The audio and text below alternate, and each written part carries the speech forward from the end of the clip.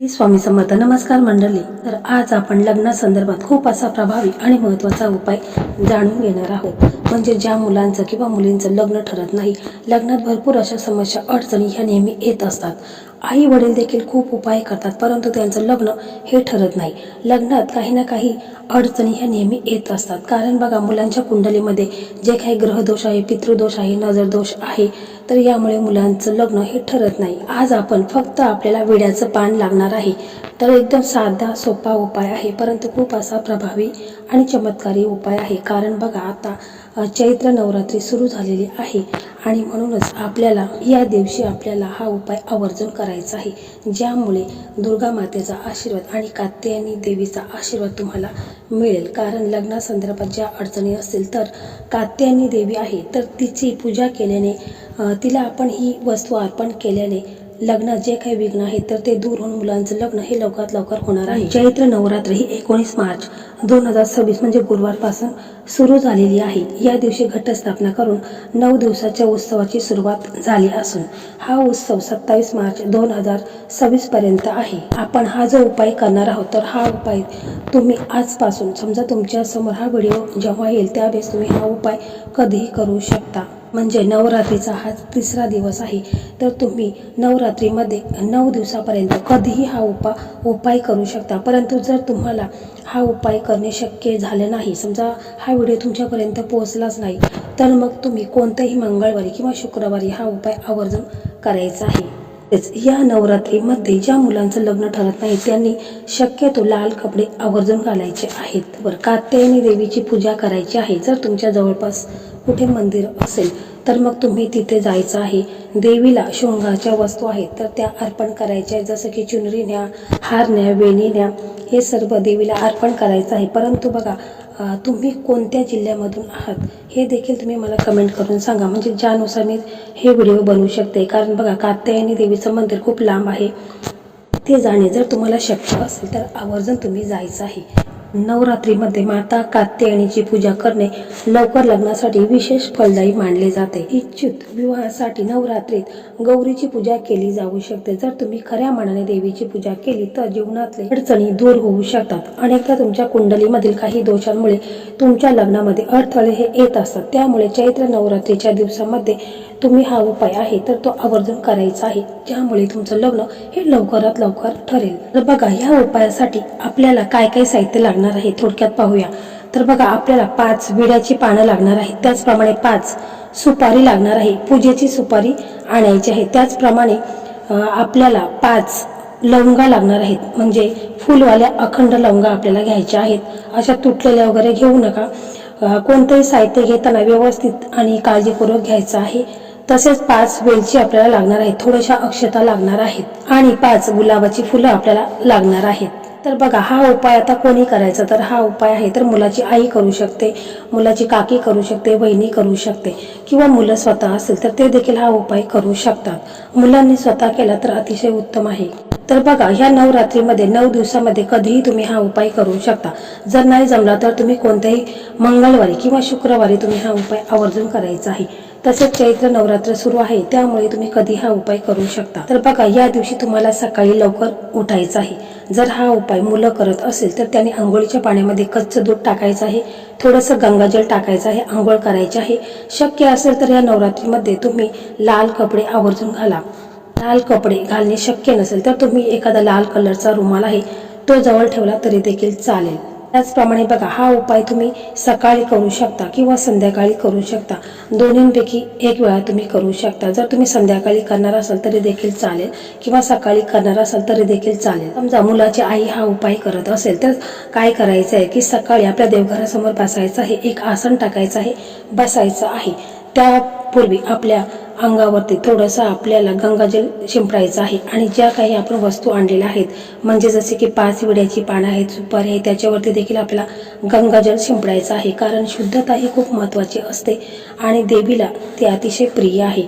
तर बघा, तुम्ही तिथे बसल्यानंतर तुम्हाला एक तुपाचा दिवा लावायचा आहे, अगरबत्ती लावायची आहे आणि आपल्या देवघरामध्ये जे काही इष्टदेव आहेत, कुलदैवत आहेत, श्री स्वामी समर्थ महाराज आहेत, गणपती बाप्पा आहेत, यांना नमस्कार करायचा आहे, प्रणाम करायचा आहे. मुलांच्या बाबतीत बोलायचं आहे की माझ्या मुलांच्या कुंडलीमध्ये जे काही दोष असेल ते दूर होऊन माझ्या मुलांचं लग्न हे लवकरात लवकर हो, असं तुम्हाला बोलायचं आहे. दुर्गा मातेला तुम्हाला विनवणी करायची आहे, महालक्ष्मी मातेला प्रार्थना करायची आहे. मग तुम्हाला काय करायचं आहे की 5 विड्याची पानं तुम्ही आणलेली आहेत, तर एक चौरंग ठेवायचा आहे. त्या आपल्याला चौरंगामध्ये आपल्याला एक प्लेट ठेवायची आहे आणि प्रथम आपल्याला जी 5 पानं आहेत तर ती पानं स्वच्छ धुवून घ्यायची आहेत. त्याच्यानंतर बघा आपल्याला काय करायचं आहे की 5 सुपाऱ्या आणलेल्या आहेत, तर त्या सुपाऱ्यांना आपल्याला अभिषेक करून घ्यायचा आहे. म्हणजे पहिल्यांदा पाण्याने अभिषेक करायचा आहे, नंतर पंचामृताने. जर पंचामृत नसेल तुमच्याकडे तर दुधाने अभिषेक केला तरी देखील चालेल. आणि मग त्याच्यानंतर 5 पानं आहेत तर ती तुम्हाला व्यवस्थित अशी एकसारखी ठेवायची आहेत. म्हणजे एकावर एक ठेवायची नाही, तर एकसारखी सरळ अशी 5 पाने ठेवायची आहेत. आणि मग काय करायचं आहे, जे आपण 1 रुपयाचं नाणं घेतलेलं आहे ते देखील आपल्याला पाण्याने स्वच्छ धुवून घ्यायचं आहे, पुसून घ्यायचं आहे. त्याच्यानंतर जो विड्याचं पान आहे त्या पानावरती आपल्याला प्रथम 1 रुपया ठेवायचा आहे. त्याच्यानंतर आपल्याला त्या 1 रुपयावरती सुपारी ठेवायची आहे. म्हणजे प्रत्येक पानावरती आपल्याला 1 सुपारी ठेवायची आहे. अक्षता अर्पण करायच्या आहेत, हळद कुंकू अर्पण करायचे आहे. जी गुलाबाची फुलं आणलेली आहेत 5 ती आपल्याला त्याच्यावरती ठेवायची आहेत. आणि 1 लवंग आणि 1 तुम्हाला वेलची त्याच्यावरती ठेवायची आहे. प्रत्येक पानावरती तुम्हाला 1 लवंग आणि 1 वेलची ठेवायची आहे. वेलची म्हणजे हिरवी वेलची आपल्याला घ्यायची आहे, मसाल्याची वेलची घ्यायची नाही. तसेच आपण देवघरासमोर जो दिवा लावलेला आहे त्या दिव्यामध्ये आपल्याला 1 हिरवी वेलची ठेवायची आहे, 1 लवंग ठेवायची आहे आणि 1 कापूर ठेवायचा आहे आणि तो प्रज्वलित करायचा आहे. त्याच्यानंतर तुम्हाला काय करायचं आहे की ही सर्व पानं आहेत त्याला हळद कुंकू अक्षता अर्पण करायचे आहेत, धूप दीप दाखवायचं आहे, ओवाळून घ्यायचं आहे. त्याच्यानंतर तुम्हाला तिथे बसायचं आहे आणि महालक्ष्मीचा बीज मंत्र आहे ओम दुम दुर्गाय नम, या मंत्राचा तुम्हाला 108 वेळा उच्चार करायचा आहे. मंत्र पुन्हा एकदा ऐका, ओम दुम दुर्गाय नम. हा मंत्र तुम्हाला जर 108 वेळा बोलणं शक्य नसेल तर मग तुम्ही 21 वेळा किंवा 11 वेळा म्हटलं तरी देखील चालेल. किंवा हा मंत्र तुम्हाला कठीण वाटत असेल तर तुम्ही महालक्ष्मीचा बीज मंत्र श्रीम श्रीम श्रीम हा मंत्र म्हटला तरी देखील चालेल. ही चैत्र नवरात्री सुरू आहे आणि यावेळी देवीची जी जागृत अवस्था असते तर ती 100 पट अधिक प्रमाणात असते आणि म्हणून आपण काही उपाय काही सेवा केल्या तर त्याचा आपल्याला तात्काळ फळ मिळत असतो. त्याच्यानंतर तुम्हाला काय करायचं आहे की ही सर्व जी 5 पाने आहेत तर ती पानं आहेत तर ती पूर्ण आपल्याला एकत्र घ्यायची आहेत, एकावर एक अशी ठेवायची आहेत. त्याच्यानंतर त्याचा आपल्याला विडा बनवायचा आहे. विडा बनवल्यानंतर आपल्याला एक मौली धागा घ्यायचा आहे आणि त्याच्याने तो बांधून घ्यायचा आहे आणि मग आपल्या देवघरासमोर हा ठेवायचा आहे. म्हणजे तुम्ही जर हा उपाय सकाळी करत असाल तर सकाळपासून तो विड्याचा विडा आहे तर तो तिथेच ठेवायचा आहे. आणि मग आपल्याला दुसऱ्या दिवशी तो पानाचा विडा आहे तर तो आपल्याला दुसऱ्या दिवशी देवी मातेच्या मंदिरामध्ये न्यायचा आहे.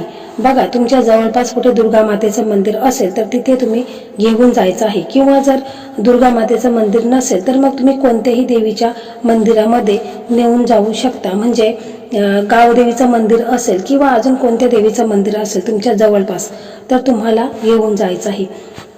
मग समजा आई वडील हा उपाय करत असेल तर त्यांनी त्यांच्या मुलांबाबत बोलायचं आहे की माझ्या मुलांच्या कुंडलीमध्ये जे काही ग्रहदोष आहे, नजर दोष आहे, पितृदोष आहे हे संपूर्णपणे नष्ट होऊन माझ्या मुलांचं लग्न हे लवकरात लवकर होऊ द्या, असं तुम्हाला मनापासून पूर्ण श्रद्धेने म्हणायचं आहे. किंवा जर तुमची मुलं जर हा उपाय करत असेल तर त्यांनी त्यांच्या लग्नाबद्दल ज्या काही अडचणी आहेत, समस्या आहेत त्या दूर होऊन माझं लग्न हे लवकरात लवकर होऊ द्या, असं तुम्हाला देवीला मनापासून पूर्ण श्रद्धेने तुम्हाला बोलायचं आहे.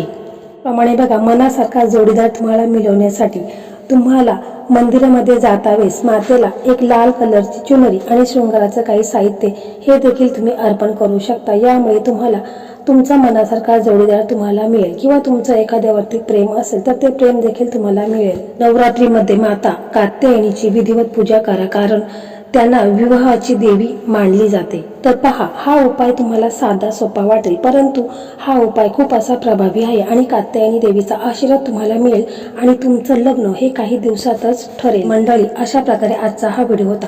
हा व्हिडिओ तुम्हाला कसा वाटला कमेंटमध्ये नक्की सांगा. व्हिडिओ आवडला तर व्हिडिओला लाईक करा, शेअर करा आणि इतर तुमचे मित्र असतील, मैत्रिणी असतील ज्यांचं लग्न ठरलेलं नाही तर त्यांना देखील शेअर करा. श्री स्वामी समर्थ. जय जय स्वामी समर्थ.